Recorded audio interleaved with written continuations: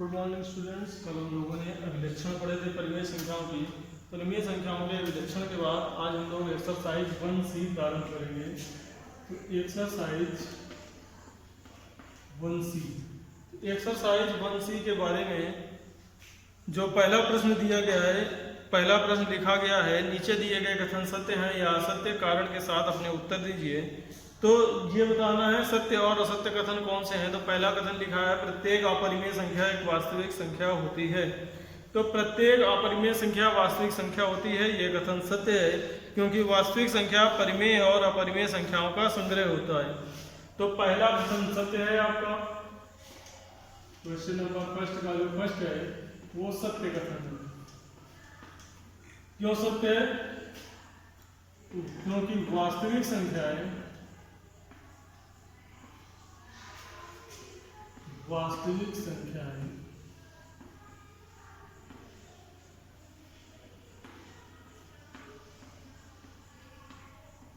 परिमेय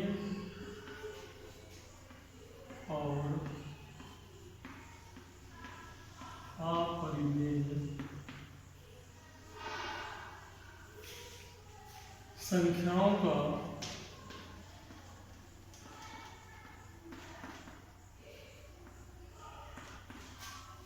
संग्रह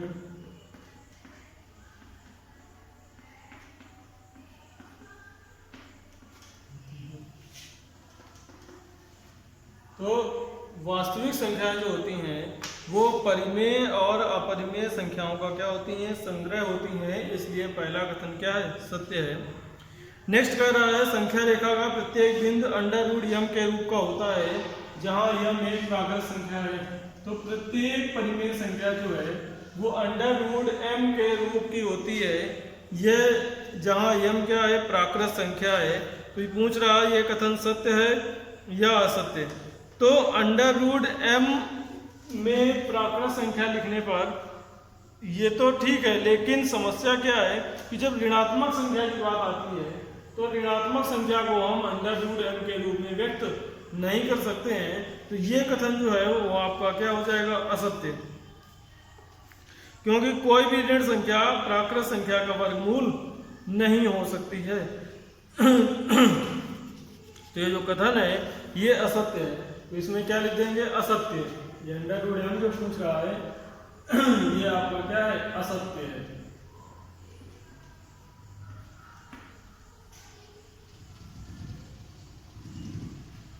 क्योंकि ऋणात्मक संख्या का वर्गमूल प्राकृत संख्या नहीं होती। ऋण संख्या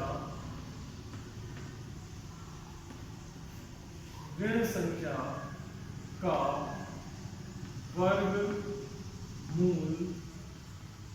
ऋण संख्या का वर्गमूल प्राकृत संख्या नहीं होती।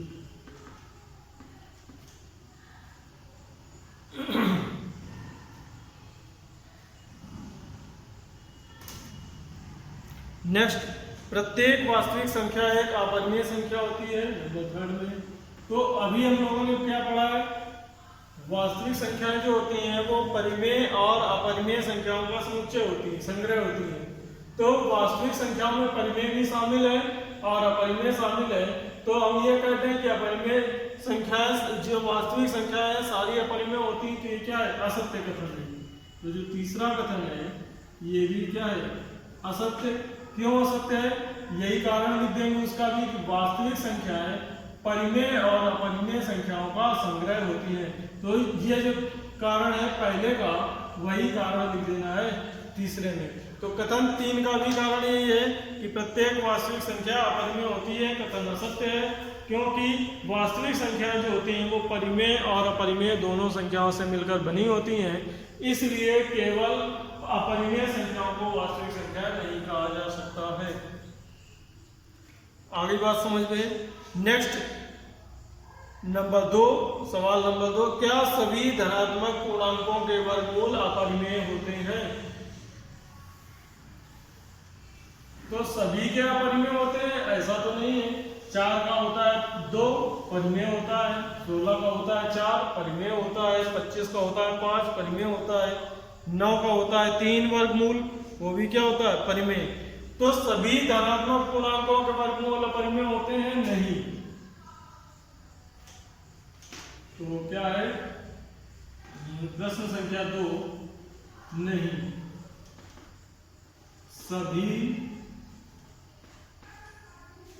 सभी धनात्मक पूर्णांकों के वर्गमूल, सभी धनात्मक पूर्णांकों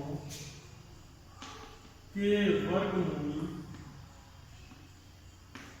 सभी धनात्मक पूर्णांकों के वर्गमूल अपरिमेय नहीं होते, अपरिमेय नहीं होते हैं। उदाहरण √4 बराबर 2, ये कैसा है परिमेय। √9 3, ये भी परिमेय है। √16 4, ये भी परिमेय है। तो जो इस तरह की संख्याएं हैं, जो पूर्ण वर्ग संख्याएं हैं, उनके वर्गमूल क्या होते हैं परिमेय होते हैं, उनके वर्गमूल होते हैं परिमेय। तो ये बात हो गई प्रश्न संख्या 2 की। अब चलते हैं हम लोग प्रश्न संख्या 3 में। प्रश्न संख्या 3 को हल करने के लिए आपको ज्योमेट्री बॉक्स की आवश्यकता पड़ेगी, तो सभी लोग ज्योमेट्री बॉक्स की व्यवस्था करें। ज्योमेट्री बॉक्स में क्या होना चाहिए, एक आपके पास प्रकाल होना चाहिए, पेंसिल होनी चाहिए, पटरी होनी चाहिए, और उसकी सहायता से हम लोग इसका निर्माण करेंगे। प्रश्न क्या कह रहा है,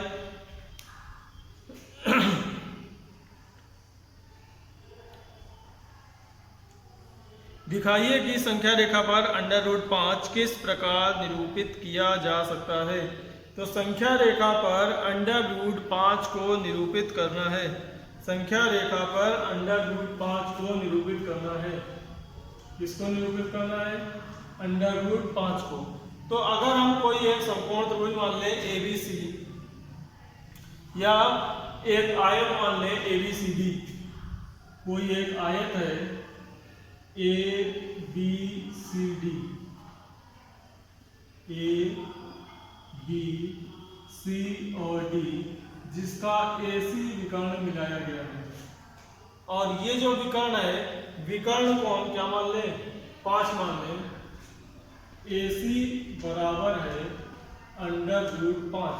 अब AC अगर √5 है, तो √5 को हम अगर विभक्त करें तो हम ये लिख सकते हैं, जो हमारा AC² होगा वो कितना हो जाएगा 5। 5 का मतलब होता है 4 + 1। तो जो आपका AC² है ये 2 का स्क्वायर और +1 का स्क्वायर बनता है। तो इसका मतलब इसकी एक भुजा 2 सेंटीमीटर की और एक भुजा 1 सेंटीमीटर की लेने पर ये जो विकर्ण है ये कितना हो जाएगा √5 सेंटीमीटर का हो जाएगा। तो आपकी जो AB भुजा है,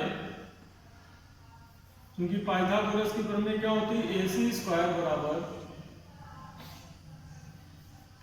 BC² + AB²। तो BC बराबर हो जाएगा 2 और AB बराबर हो जाएगा 1। अब हमें क्या करना है, संख्या रेखा पर एक फिगर बनाना है जिसकी लंबाई हो 2 सेंटीमीटर और ऊंचाई हो 1 सेंटीमीटर। तो एक त्रिभुज बनाएंगे, वहां पर जो बिंदु होगा P, वो इसको क्या करेगा निरूपित करेगा। तो सबसे पहले इतना काम करने के पश्चात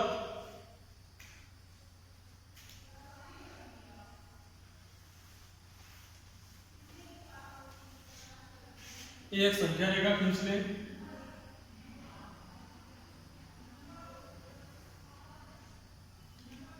इसमें यहां ले लें मूल बिंदु 0, यहां 2-2 सेंटीमीटर पर -1 -2 इस तरह से लिख दें, और 2 सेंटीमीटर पर यहाँ 1, यहाँ 2 सेंटीमीटर पर 2, 2 सेंटीमीटर बाद 3, इसके आगे 2 सेंटीमीटर बाद 4, इस तरह से लिख दें। अब हमको एक भुजा BC कितनी लेनी है, 2 सेंटीमीटर। तो मूल बिंदु से 2 सेंटीमीटर, ये आपकी एक भुजा हो गई। ये दूसरी भुजा लेनी है 1 सेंटीमीटर। तो यहाँ पर 90 अंश का कोण बना दें और 1 सेंटीमीटर की भुजा खींच दें। ये कितनी खींचेंगे, 1 सेंटीमीटर। और ये वाली है आपकी 2।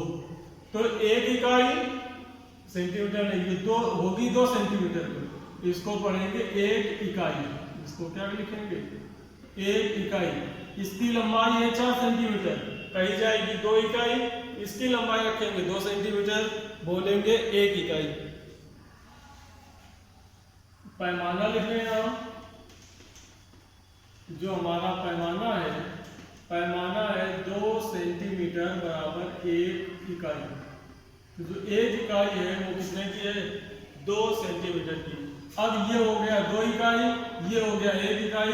ये जो मूल बिंदु था 0, उससे इस 1 इकाई को मिला दें। जब इससे आप 1 इकाई को मिलाएंगे तो मिलाने पर ये एक दूसरे को, इसको मान लें बिंदु A, इसको मान लें बिंदु B, और ये आपका बिंदु हो जाएगा C।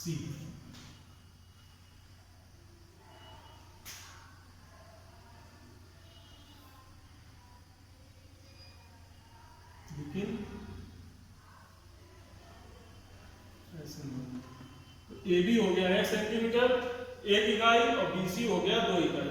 अब इसमें क्या करें, जो हमारा C है, C से A को चाप मान लें।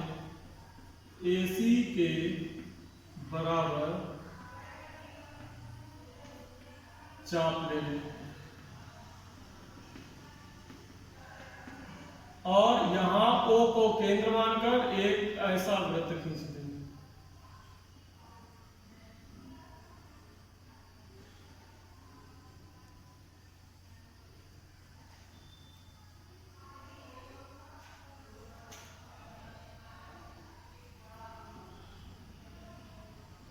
तो ये जो रेखा खींचेगी, ये आपकी यहां पर जो बिंदु P आएगा वो क्या हो जाएगा, वो हो जाएगा आपका √5। ये जो बिंदु आएगा ये कहलाएगा √5।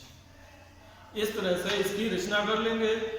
अब आपको होमवर्क में क्या करना है, जिस तरह से हमने ये √5 को बताया है, इसी तरह से सबको अपनी अपनी कॉपी में √2 को नोट करना है। √2 को हम लिखेंगे 1 + 1। तो ये दोनों भुजाएं 1 इकाई की हो जाएंगी। ये काम आप होमवर्क में करेंगे। इसके आगे की चर्चा हम लोग एक्सरसाइज 1C में अगली क्लास में करेंगे।